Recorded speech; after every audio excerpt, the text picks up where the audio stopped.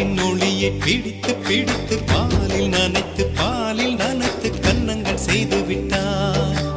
உலக மலர்கள் பறித்து பறித்து 2 பந்துகள் அமைத்து அமைத்து பெண்ணை சமைத்து விட்டார். அழகு என்பது ஆண்பாலா பெண்பாலா என்பதில் எனக்கு சந்தேகம் தீர்ந்தது. அழகு என்பது நிச்சயம் பெண்பாலடா.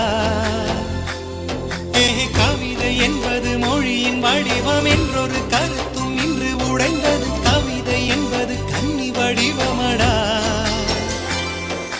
மின்னலை பிடித்து